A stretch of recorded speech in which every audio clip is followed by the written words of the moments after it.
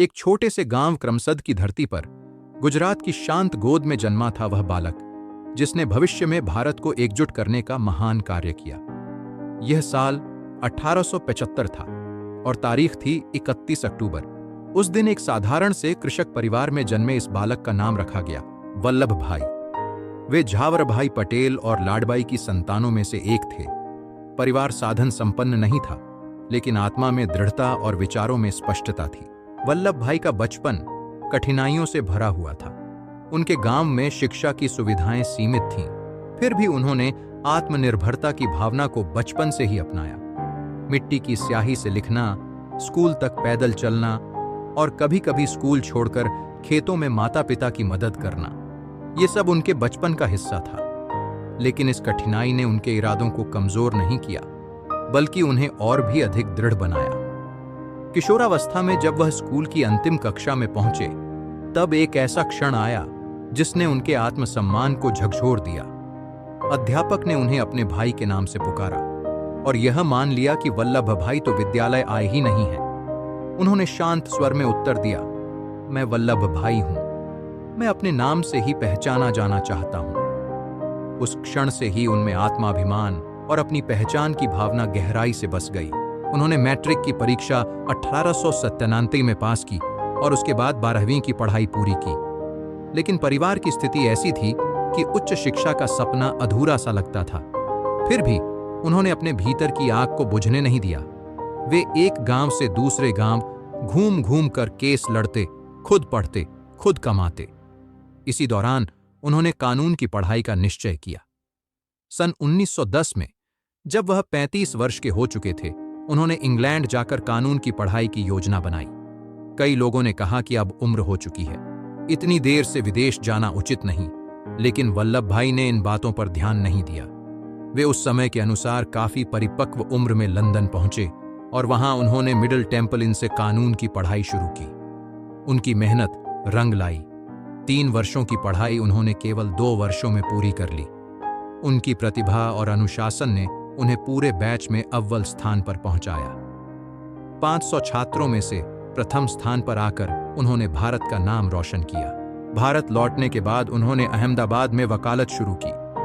वे शीघ्र ही शहर के एक लोकप्रिय और सफल वकील बन गए। उनका जीवन व्यवस्थित और भव्य होता जा रहा था। लेकिन एक ही घटना ने उनके पूरे जीवन की दिशा बदल दी। महात्मा गांधी से उनकी मुलाकात। यह समय था जब भारत में स्वतंत्रता संग्राम अपनी जड़ों को मजबूत कर रहा था। गांधी जी के विचारों और सादगी ने वल्लभ भाई को अंदर तक प्रभावित किया। उनके भीतर का वह शांत लेकिन ज्वालामुखी सा धीरज उस दिन फूट पड़ा जब उन्होंने खुद को पूरी तरह से स्वतंत्रता संग्राम में समर्पित करने का निर्णय लिया। 1918 में खेड़ा आंदोलन शुरू हुआ। यह आंदोलन कर वसूली के विरोध में था। अकाल पड़ा था, फसलें बर्बाद हो चुकी थीं, लेकिन अंग्रेज सरकार कर माफ नहीं कर रही थी। गांधी जी के नेतृत्व में इस आंदोलन की बागडोर वल्लभ भाई को सौंपी गई। उन्होंने गांव-गांव घूमकर किसानों को संगठित किया, उन्हें विश्वास दिलाया कि अगर वे संगठित होकर खड़े हों तो सरकार को झुकाया जा सकता है। इस आंदोलन में वल्लभ भाई की नेतृत्व क्षमता सामने आई। उन्होंने प्रशासनिक स्तर पर भी रणनीति अपनाई और जनसंपर्क की ताकत को भी समझा। अंततः सरकार को झुकना पड़ा और कर माफ किया गया। इस सफलता ने उन्हें सरदार की उपाधि दिलाई। तब से वह केवल वल्लभ भाई नहीं रहे, वे सरदार पटेल बन गए। सरदार पटेल की जीवन यात्रा का यह पहला मोड़ था जब उन्होंने नेतृत्व, संगठन और जनता के बीच विश्वास की शक्ति का परिचय दिया। उनके पास न कोई राजनीतिक कुर्सी थी, न ही कोई आधिकारिक पद, फिर भी वे जनमानस में एक मजबूत स्तंभ के रूप में उभरने लगे। इसके बाद 1928 में बारडोली सत्याग्रह हुआ। यह एक और आंदोलन था जहां किसानों पर अत्यधिक कर लगाया गया था। सरदार पटेल ने फिर कमान संभाली, बारडोली के किसानों को संगठित किया और एक सुनियोजित आंदोलन शुरू किया। उन्होंने महिलाओं को भी आंदोलन से जोड़ा ताकि यह लड़ाई केवल पुरुषों की न रह जाए। सरदार की बातों में विश्वास था और उनके व्यवहार में स्पष्टता। वे स्वयं सादगी का उदाहरण थे। उनके कपड़े खादी के होते, भोजन सादा होता और जीवन में दिखावा नहीं था। जनता उन्हें अपना नेता मानने लगी थी। जो न केवल उनके दर्द को समझता था बल्कि उनके साथ खड़ा भी रहता था। बारदोली आंदोलन की सफलता ने अंग्रेजों को झकझोर दिया। सरकार को फिर से झुकना पड़ा और कर वापस लिया गया। इस आंदोलन के बाद राष्ट्र के कोने कोने से आवाजें उठने लगीं। हमें ऐसा नेता चाहिए जो सरदार पटेल जैसा हो। गांधी जी ने भी सरदार की इन उपलब्धियों को पहचाना। उन्होंने सरदार को संगठन का धुरंधर माना। नेहरू और बोस जैसे नेताओं के बीच सरदार पटेल वह कड़ी बनते गए जो सबको जोड़े रखती थी। वे कांग्रेस पार्टी के संगठनकर्ता बन गए। उनके कार्य करने का तरीका कठोर था लेकिन प्रभावी भी। 1931 में कराची अधिवेशन में उन्होंने आर्थिक नीतियों को समर्थन देने और मूलभूत अधिकारों की बात करने वाले प्रस्तावों का समर्थन किया। उनका ध्यान केवल राजनीतिक स्वतंत्रता पर नहीं था, वे सामाजिक और आर्थिक न्याय की ओर भी समान रूप से केंद्रित थे। उनका जीवन जितना सरल था, उनका नेतृत्व उतना ही मजबूत था। वे आदेश नहीं देते थे बल्कि उदाहरण प्रस्तुत करते थे। जब वह किसी गांव में जाते तो सबसे पहले वहां की सफाई की शुरुआत खुद करते। वे खुद झाड़ू उठाते ताकि लोगों को समझ में आए कि स्वच्छता और आत्मसम्मान साथ साथ चलते हैं। सरदार पटेल को भारत की विविधता का पूरा ज्ञान था। वे जानते थे कि भारत केवल एक धर्म, एक भाषा या एक संस्कृति का देश नहीं है, बल्कि यह अनेकता में एकता का अद्भुत उदाहरण है। और यही सोच आगे चलकर उन्हें स्वतंत्र भारत के एकीकरण का सूत्रधार बनाएगी। अब तक सरदार पटेल की पहचान एक जननेता, एक संगठक और एक योद्धा के रूप में हो चुकी थी, लेकिन यह तो केवल शुरुआत थी। आने वाले वर्षों में वे उस इतिहास को आकार देने वाले थे जिसमें 562 रियासतों का एक भारत बनना लिखा था। सन 1947 भारत के इतिहास में वह वर्ष था जब देश ने अंग्रेजी शासन से स्वतंत्रता पाई, लेकिन यह स्वतंत्रता एक खंडित स्वरूप में आई थी। भारत और पाकिस्तान के रूप में दो राष्ट्रों का जन्म हुआ और इसके साथ ही आई अराजकता, हिंसा और अनिश्चितता। देश के सामने सबसे बड़ी चुनौती थी उन 562 देशी रियासतों को भारत में मिलाना जो स्वतंत्र रहने का विकल्प ले सकती थीं। इन रियासतों की स्थिति जटिल थी। कुछ बड़े और ताकतवर राजा अपनी रियासत को स्वतंत्र देश के रूप में देखना चाहते थे, कुछ पाकिस्तान से जुड़ना चाहते थे और कुछ केवल अपनी सत्ता बचाने के लिए समय खींच रहे थे। इस भयंकर उलझन को सुलझाने की जिम्मेदारी सौंपी गई सरदार वल्लभ भाई पटेल को। सरदार पटेल उस समय भारत के प्रथम गृहमंत्री और उप प्रधानमंत्री थे। उन्होंने यह जिम्मेदारी पूरे समर्पण और रणनीतिक सूझबूझ के साथ निभाई। उनके पास न तो सेना की ताकत थी, न ही कोई डराने धमकाने का औजार। उनके पास थी केवल उनकी दृढ़ इच्छा शक्ति, समझदारी और राजनीति की गहराई से समझ। उन्होंने सबसे पहले स्टेट्स डिपार्टमेंट का गठन किया और उसके सचिव बनाए गए वीपी मेनन। सरदार पटेल और मेनन की यह जोड़ी इतिहास की सबसे सफल राजनयिक जोड़ियों में से मानी जाती है। पटेल ने वीपी मेनन से कहा, हमें यह काम बिना खून खराबे के करना है, लेकिन यदि कोई जिद करे तो पीछे नहीं हटना है। उन्होंने देशी रियासतों को एक स्पष्ट संदेश दिया, भारत का भाग बनो या इतिहास में विलीन हो जाओ। उन्होंने रियासतों के राजाओं को समझाया कि स्वतंत्र रहना अब व्यावहारिक नहीं है। जनता लोकतंत्र चाहती है और एकजुट भारत ही सभी के हित में होगा। पटियाला, जोधपुर, जयपुर, भोपाल, हैदराबाद, जूनागढ़ और कश्मीर ये कुछ बड़ी रियासतें थीं जिन्होंने या तो विलंब किया या विरोध किया। जूनागढ़ ने पाकिस्तान से जुड़ने की घोषणा कर दी, लेकिन वहां की जनता ने इसका विरोध किया। सरदार पटेल ने तुरंत सैन्य कार्रवाई की योजना बनाई। वीपी मेनन के साथ योजना बनाई गई और भारतीय सेना को भेजा गया। बिना किसी बड़े संघर्ष के जूनागढ़ भारत में सम्मिलित हो गया। इसके बाद बारी थी हैदराबाद की। निजाम हैदराबाद उस समय दुनिया के सबसे अमीर शासकों में गिना जाता था। उसने स्वतंत्र रहना चाहा। उसने रजाकार नामक अपनी निजी सेना बनाकर जनता पर अत्याचार शुरू कर दी। अब पटेल को निर्णय लेना था। उन्होंने हैदराबाद को अंतिम चेतावनी दी, लेकिन जब बात नहीं बनी तो ऑपरेशन पोलो चलाया गया। 4 दिन में हैदराबाद भारत में शामिल हो गया। इसी तरह से पटेल ने कश्मीर के मामले को भी रणनीति से संभाला। कश्मीर के राजा हरि सिंह पाकिस्तान से जुड़ने या स्वतंत्र रहने का प्रयास कर रहे थे। लेकिन पाकिस्तान ने कबायलियों के रूप में हमला किया और तब राजा हरि सिंह ने भारत से मदद मांगी। पटेल ने त्वरित निर्णय लिया और सेना भेजकर कश्मीर को बचाया। इन सभी घटनाओं में पटेल ने दिखाया कि कठोर निर्णय लेना कभी कभी आवश्यक होता है, लेकिन यह निर्णय संयम और समर्पण के साथ लिए जाएं तो राष्ट्र को एकजुट किया जा सकता है। उन्होंने केवल सैन्य या राजनीतिक दांव नहीं खेले, उन्होंने भावनाओं को समझा, लोगों की मानसिकता को पढ़ा और हर रियासत को एक परिवार की तरह समझाया। सरदार पटेल को लौह पुरुष इसीलिए कहा गया क्योंकि उन्होंने अपने लौह इच्छा शक्ति और अडिग संकल्प से वह कार्य कर दिखाया जो असंभव माना जा रहा था। आज यदि हम भारत को एक राष्ट्र के रूप में देखते हैं तो उसमें सबसे बड़ा योगदान सरदार पटेल का ही है। भारत के एकीकरण की इस महान यात्रा में उन्होंने न केवल रियासतों को जोड़ा बल्कि लोगों के दिलों को भी जोड़ा। वे जानते थे कि एक राष्ट्र केवल भौगोलिक सीमाओं से नहीं बनता, वह बनता है लोगों के जुड़ाव से, एकता की भावना से।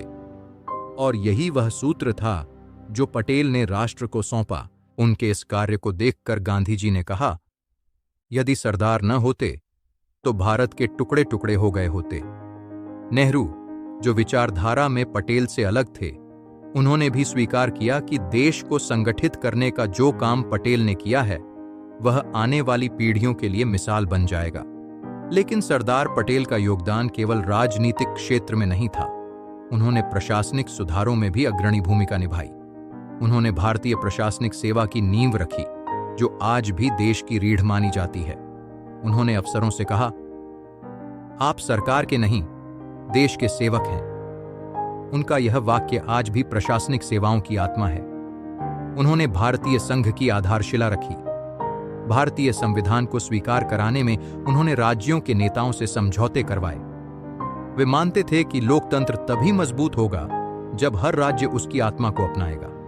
पटेल ने यह सब कुछ बिना दिखावे के किया। उन्होंने न तो अपने लिए प्रचार किया, न ही किसी सम्मान की लालसा रखी।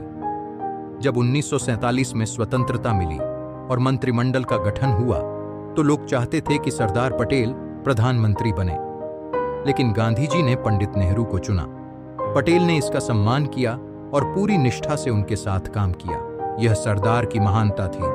वह पद के पीछे नहीं भागे, वह सेवा के लिए जीवित थे।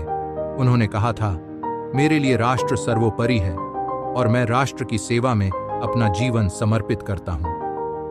पटेल का स्वास्थ्य धीरे धीरे कमजोर होने लगा। वे लगातार काम करते रहते, कोई विश्राम नहीं लेते, लेकिन उनकी आंखों में संतोष था। वह संतोष जो एक कर्मयोगी को मिलता है जब वह अपने कर्तव्यों को निभाकर लौटता है। अब राष्ट्र उनके योगदान को पहचानने लगा था। लोग उन्हें भारत का बिस्मार्क कहने लगे थे, क्योंकि जर्मनी को जैसे बिस्मार्क ने एक किया था वैसे ही भारत को पटेल ने जोड़ा था। 1950 का वर्ष आ चुका था। अब तक भारत गणराज्य बन चुका था और संविधान लागू हो गया था, लेकिन सरदार का शरीर थक चुका था। 15 दिसंबर 1950 को मुंबई के एक अस्पताल में उन्होंने अंतिम सांस ली। उस दिन पूरे देश में शोक की लहर दौड़ गई। लोग सड़कों पर उतर आए और हर घर में केवल एक ही नाम था, सरदार। उन्होंने भले ही अपने लिए कोई स्मारक न मांगा हो, लेकिन समय ने उन्हें वह सम्मान दिया जो वे निश्चित ही डिजर्व करते थे। उनके निधन के दशकों बाद 31 अक्टूबर 2018 को भारत सरकार ने स्टैच्यू ऑफ यूनिटी का निर्माण करवाया। दुनिया की सबसे ऊंची प्रतिमा, एक श्रद्धांजलि उस महापुरुष को जिसने भारत को जोड़ा। भारत के स्वतंत्रता संग्राम की नींव में जिन व्यक्तित्वों की भूमिका थी, उनमें सरदार वल्लभ भाई पटेल की भूमिका उस गुप्त आधार स्तंभ जैसी थी जो दूर से नहीं दिखती, लेकिन पूरी इमारत को स्थिर बनाए रखती है। उनके जीवन की गहराइयों में झांकने पर यह स्पष्ट हो जाता है कि उनका जीवन केवल राजनीति तक सीमित नहीं था, बल्कि वह एक दर्शन था, कर्तव्य का, संकल्प का और संगठन का। स्वतंत्रता से पहले जब कांग्रेस पार्टी का संगठनात्मक ढांचा कमजोर होता था या कोई संकट उत्पन्न होता था, तब गांधी जी सरदार पटेल को याद करते थे। वे न केवल आंदोलनों के रणनीतिकार थे, बल्कि संगठन को जीवित रखने वाले शक्ति स्तंभ भी थे। उनके नेतृत्व में कांग्रेस पार्टी ने कई बार आंतरिक मतभेदों के बावजूद एकजुटता बनाए रखी। उनकी सबसे बड़ी विशेषता थी निर्णय लेने की क्षमता, वह भी बिना देर किए, बिना झिझक के और बिना किसी असमंजस के। जब वह कोई निर्णय लेते थे तो उसमें उनका आत्मविश्वास झलकता था। वे निर्णय लेने से पहले संपूर्ण स्थिति का सूक्ष्म अध्ययन करते थे, हर कोण से सोचते थे और फिर ठोस कदम उठाते थे। उनकी वाणी में कठोरता होती थी, लेकिन मन में करुणा भी। वे अपने साथियों से सख्ती से पेश आते थे, लेकिन वह सख्ती संगठन की भलाई के लिए होती थी। उनके द्वारा दिए गए निर्देशों में कोई अस्पष्टता नहीं होती थी। वे कहते थे, प्रशासन धैर्य से चलाना चाहिए, लेकिन निर्णायक होकर। सरदार पटेल का मानना था कि किसी भी राष्ट्र की नींव प्रशासनिक व्यवस्था होती है। इसीलिए उन्होंने स्वतंत्र भारत के लिए एक सक्षम प्रशासनिक प्रणाली की कल्पना की थी। भारतीय प्रशासनिक सेवा का गठन भी इसी सोच की परिणति थी। उन्होंने ब्रिटिश शासन की इंडियन सिविल सर्विस को भारत के अनुरूप ढालने का कार्य किया। उन्होंने अधिकारियों को स्पष्ट कहा, आपका उत्तरदायित्व अब शासकों के प्रति नहीं, जनता के प्रति है। जनता ही अब सरकार है। इस एक विचार ने पूरी नौकरशाही की मानसिकता को बदलने की नींव रखी। उनके जीवन में सादगी थी, लेकिन सोच में विशालता थी। वे छोटे छोटे कार्यों में भी राष्ट्रहित खोज लेते थे। जब वे नगर पालिकाओं के कार्यों में सक्रिय थे, तब भी उन्होंने स्वच्छता, सफाई और प्रशासनिक पारदर्शिता पर जोर दिया था। उनका कहना था, छोटे कार्यों में दक्षता ही बड़े कार्यों की तैयारी होती है। उन्होंने अपने निजी जीवन को भी राष्ट्र सेवा के समर्पण में खो दिया। बहुत कम लोग जानते हैं कि सरदार पटेल ने अपने जीवन साथी को बहुत ही कम उम्र में खो दिया था, लेकिन उन्होंने कभी दूसरी शादी नहीं की। उन्होंने अपनी बेटी मणिबेन की परवरिश स्वयं की और जीवन भर उसे अपने साथ रखा। मणिबेन स्वयं भी एक तपस्विनी थी, जिन्होंने अपने पिता के जीवन के मूल्यों को अपनाया। उन्होंने सरदार पटेल की सेवा की, हर अभियान में उनका साथ दिया और उनके निधन के बाद भी उनकी विरासत को जीवित रखने के लिए जुटी रही। सरदार पटेल को गांधी जी से अत्यधिक स्नेह था, लेकिन उन्होंने हमेशा अपनी सोच और विचारधारा को स्वतंत्र रखा। जब जब गांधी जी और नेहरू के बीच विचारों का टकराव होता था, तब सरदार पटेल संतुलन बनाए रखने का प्रयास करते थे। वे तर्क और नीति दोनों से काम लेते थे। नेहरू आधुनिकता और समाजवाद की ओर झुके थे, वहीं पटेल यथार्थवाद और प्रशासनिक दृढ़ता के पक्षधर थे। कई बार दोनों के बीच मतभेद भी हुए, लेकिन उन्होंने कभी भी सार्वजनिक तौर पर अपने मतभेदों को राष्ट्रहित के ऊपर नहीं रखा। वे समझते थे कि राष्ट्र की एकता नेताओं की एकता पर भी निर्भर करती है। जब भारत ने स्वतंत्रता पाई तो संविधान सभा का गठन हुआ। उसमें सरदार पटेल की भूमिका बेहद महत्वपूर्ण रही। वे चाहते थे कि संविधान ऐसा हो जो भारत के विविधताओं से भरे समाज को एक सूत्र में बांध सके। उन्होंने राज्यों के नेताओं को समझाकर संविधान को अपनाने के लिए तैयार किया। पटेल जानते थे कि धर्म, भाषा, जाति और क्षेत्रीयता के बीच भारत को एक करना केवल भौगोलिक सीमा से नहीं, बल्कि मनों की एकता से संभव होगा। वे कहते थे, हमें उस भारत का निर्माण करना है जहां हर व्यक्ति को यह अनुभव हो कि वह भारत का अभिन्न अंग है। जब कई रियासतें अलग झंडा, अलग सेना और अलग प्रशासन चाहती थीं, तब पटेल ने उन्हें समझाया, आपका गौरव भारत में समाहित होकर और बढ़ेगा। भारत की एकता ही आपकी असली पहचान होगी। उनके इन शब्दों ने कई राजाओं को भारत में विलय के लिए प्रेरित किया। उन्होंने सभी रियासतों को एकीकरण के लिए इंस्ट्रूमेंट ऑफ एक्सेशन पर हस्ताक्षर करने के लिए राज्य किया।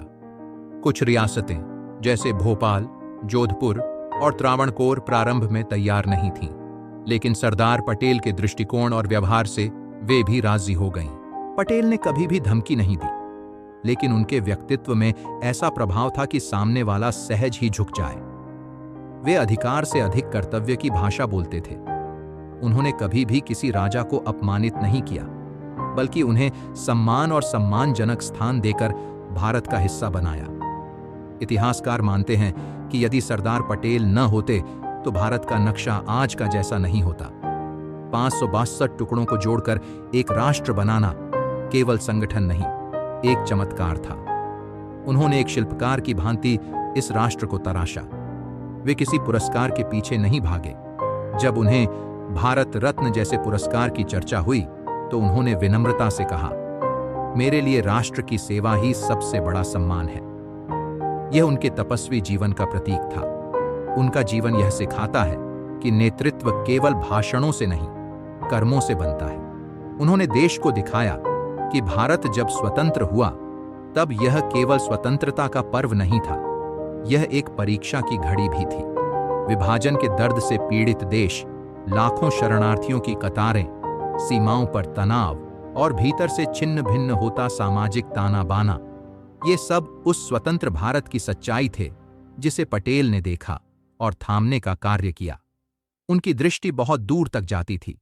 वे केवल रियासतों के विलय तक सीमित नहीं थे, वे भारत के आंतरिक संतुलन को बनाए रखने के लिए तत्पर थे। उन्होंने पुलिस सेवा, प्रशासनिक सेवा और रक्षा प्रणाली को इस तरह संगठित किया कि एक नया राष्ट्र खड़ा हो सके, आत्मविश्वास से और एकजुटता से। उनका मानना था कि राष्ट्र को मजबूत बनाना केवल सीमाओं की सुरक्षा से नहीं होता, बल्कि हर नागरिक में राष्ट्रभक्ति और अनुशासन का भाव भरना होता है। वे कहते थे, देशभक्ति केवल युद्ध भूमि पर नहीं, दफ्तरों, खेतों, स्कूलों और घरों में भी दिखाई देनी चाहिए। उन्होंने स्वतंत्र भारत की पहली चुनावी प्रणाली के लिए भी नींव रखी। उन्होंने स्पष्ट किया कि लोकतंत्र केवल चुनाव कराने का नाम नहीं है, बल्कि यह एक संस्कृति है जिसमें नागरिक और प्रशासन दोनों को जिम्मेदार बनना पड़ता है। इस बीच उनके स्वास्थ्य में गिरावट आने लगी थी। वे लगातार कार्य कर रहे थे, बिना विश्राम, बिना शिकायत। उनके सचिव और परिवार के लोग कई बार उन्हें आराम करने को कहते, लेकिन वे कहते, जब तक यह राष्ट्र अपनी जड़ों पर खड़ा नहीं हो जाता, मैं कैसे विश्राम करूं? सन 1950 का वर्ष उनकी जीवन यात्रा का अंतिम चरण बनकर आया। अक्टूबर में उन्हें मुंबई ले जाया गया, जहां उनका उपचार शुरू हुआ। 4 दिसंबर को जब उनकी हालत अधिक बिगड़ी तो मणिबेन ने उनका हाथ थामा। उन्होंने केवल इतना कहा, राष्ट्र को देखना वह मेरा सपना है। और फिर 15 दिसंबर 1950 की सुबह 4:30 पर उन्होंने अंतिम सांस ली। पूरे भारत में शोक की लहर दौड़ गई। संसद स्थगित की गई, विद्यालयों में मौन रखा गया और गांव-गांव में लोग सरदार को याद करते हुए रो पड़े। उनका अंतिम संस्कार मुंबई के सोनापुर श्मशान घाट में हुआ और हजारों लोग उनके दर्शन के लिए उमड़ पड़े। नेहरू की आंखों में भी आंसू थे और उन्होंने कहा, आज हमने भारत का सबसे मजबूत स्तंभ खो दिया। डॉ. राजेंद्र प्रसाद ने कहा, सरदार पटेल का जाना एक युग का अंत है और जनता ने उन्हें केवल एक नाम नहीं बल्कि एक आदर्श बना लिया। उनके जाने के वर्षों बाद उनकी स्मृति में कई संस्थानों और स्थानों के नाम सरदार पटेल के नाम पर रखे गए। सरदार वल्लभ भाई पटेल, राष्ट्रीय पुलिस अकादमी, अहमदाबाद एयरपोर्ट, यूनिवर्सिटी और हजारों सड़कें। लेकिन इन सब में सबसे महान श्रद्धांजलि बनी स्टैच्यू ऑफ यूनिटी। यह विचार प्रधानमंत्री नरेंद्र मोदी ने 2010 में रखा, एक ऐसी प्रतिमा जो केवल लौह पुरुष की याद नहीं होगी बल्कि भारत की एकता का प्रतीक बनेगी। नर्मदा नदी के तट पर स्थित इस प्रतिमा की ऊंचाई 182 मीटर रखी गई, जो भारत की 182 विधानसभा सीटों का प्रतिनिधित्व करती है। इस प्रतिमा को बनाने में वर्षों लगे, हजारों श्रमिकों ने दिन रात काम किया और 2018 में सरदार पटेल की जयंती पर इसे उद्घाटित किया गया। यह न केवल एक प्रतिमा थी बल्कि एक संदेश था कि भारत का एकीकरण केवल अतीत की कहानी नहीं, वर्तमान और भविष्य की प्रेरणा है। इस प्रतिमा के चारों ओर एक प्रदर्शनी हॉल, संग्रहालय और शोध केंद्र बनाए गए, जहां सरदार पटेल के जीवन की घटनाएं, विचार और उनका दर्शन दर्शकों को बताया जाता है। बच्चे, युवा, बुजुर्ग सब यहां आकर उस व्यक्तित्व से जुड़ते हैं जिसने भारत को जोड़ा। स्टैच्यू ऑफ यूनिटी को देखने आने वाले लोग जब उसकी विशालता को देखते हैं तो केवल चौंकते नहीं, भीतर से कुछ महसूस भी करते हैं। यह एहसास होता है कि भारत जैसा विशाल, विविधताओं से भरा देश यदि आज एक ध्वज के नीचे खड़ा है तो उसमें एक व्यक्ति का संकल्प शामिल है, सरदार वल्लभ भाई पटेल का। उनका जीवन यह भी सिखाता है कि सत्ता और सम्मान सेवा और समर्पण के बाद ही सार्थक होते हैं। उन्होंने कभी भी प्रधानमंत्री बनने की लालसा नहीं दिखाई, लेकिन वे हर निर्णय में राष्ट्रहित को सर्वोपरि रखते थे। उनकी दृष्टि में भारत केवल एक भौगोलिक इकाई नहीं था, वह एक सांस्कृतिक, सामाजिक और आध्यात्मिक अस्तित्व था जिसे उन्होंने अपने हृदय में बसा लिया था। सरदार पटेल ने कभी भाषणों से लोगों को नहीं मोहा, उन्होंने अपने कर्मों से विश्वास अर्जित किया। उनका जीवन यह प्रमाण है कि यदि किसी में आत्मबल हो, संकल्प हो और त्याग की भावना हो तो वह इतिहास बदल सकता है। आज जब हम उन्हें स्मरण करते हैं तो वह केवल एक ऐतिहासिक पात्र नहीं होते, वे एक आदर्श बनकर हमारे सामने खड़े होते हैं। भारत के युवा, प्रशासक, नेता और सामान्य नागरिक यदि सरदार पटेल के सिद्धांतों को अपनाएं तो भारत न केवल आर्थिक बल्कि नैतिक और सामाजिक रूप से भी सशक्त बनेगा। उनकी प्रेरणा समय की सीमाओं को पार कर चुकी है। वे अतीत का गौरव नहीं, वर्तमान की चेतना और भविष्य की दिशा हैं। उनकी हर सांस राष्ट्र के लिए थी, उनका हर निर्णय भारत की एकता के लिए था। उन्होंने जो सपना देखा वह सपना आज भी हमारे संविधान, हमारी सीमाओं और हमारे नागरिक अधिकारों में जीवित है। सरदार वल्लभ भाई पटेल का जीवन गाथा नहीं, गीता है, कर्म का संदेश, कर्तव्य का उदाहरण और राष्ट्र सेवा का व्रत। और यही है लौह पुरुष की अमर कहानी। कैसे संगठन, अनुशासन और साहस से किसी भी असंभव कार्य को संभव किया जा सकता है।